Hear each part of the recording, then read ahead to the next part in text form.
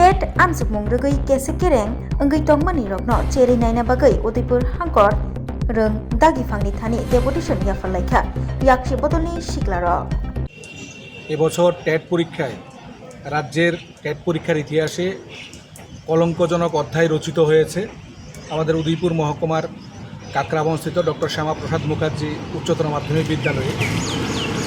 আমরা রাজ্যের বিভিন্ন অবাধি সংবাদপত্রগুলির মাধ্যমে জানতে পেরেছি যে ওই স্কুলে শিক্ষক পরিতোষ সাহা, তার স্ত্রী পিঙ্কি সাহা সেই স্কুলের এই বছরের গত 27শে এপ্রিল টেট 2 পরীক্ষার পরীক্ষার্থী ছিলেন।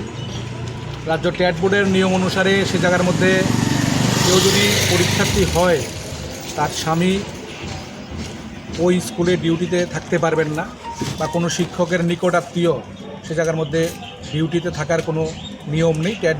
টেটের যে বোর্ড আছে তার নিয়ম অনুসারে আমরা দেখলাম কোনো এক ক্ষমতা বলে ওই শিক্ষক ডিউটিতে রইলেন এবং পিঙ্কি সাহা গুরুতর অভিযোগ যেটা জানা গেল যে সে জায়গার মধ্যে পরীক্ষার্থী হিসাবে পরীক্ষা হলে বসলেন কিন্তু তার ওএমআর শিট সে জায়গার মধ্যে স্টাফ রুমের মধ্যে ফিল আপ করলেন শিক্ষক স্বামী সহ অন্য তার কলিগসরা।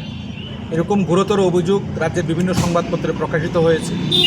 তারই ঘটনার সুষ্ঠু তদন্তের দাবিতে আমরা ডিওয়াইএফআই উদয়পুর বিভাগীয় কমিটি আজকে গোমতী জেলার শিক্ষা আধিকারিকের নিকট ডিস্ট্রিক্ট এডুকেশন অফিসারের নিকট আমরা ডেপুটেশনে দিয়েছি। আমরা দাবি জানিয়েছি ঘটনার সুষ্ঠু তদন্ত করার জন্য এবং তদন্তক্রমে ওই পিঙ্কি সাহার ওএমআর শিট বাতিল করা এবং এই ঘটনায় পিঙ্কি সাহার স্বামী শিক্ষক পরিতোষ সাহা সহ অন্য যারা যুক্ত তাদের বিরুদ্ধে ব্যবস্থা গ্রহণ করে এই অনৈতিক কাজের জন্য ব্যবস্থা গ্রহণের আমরা দাবি জানিয়েছি।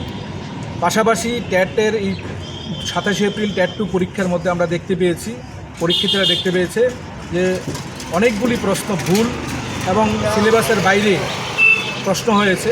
আমরা জেলা শিক্ষা আধিকারিকের নিকট আমরা দাবি জানিয়েছি টিআরবিটি যে বোর্ড আছে তারা যাতে উদ্বিগ্ন যারা ছাত্রছাত্রী তাদের এই উদ্বিগ্নতা প্রশমনে এই ভুল প্রশ্নপত্র এবং সিলেবাস বহির্ভূত প্রশ্নপত্র সম্পর্কে তাদের কি সে জায়গার মধ্যে ক্লিয়ার করে।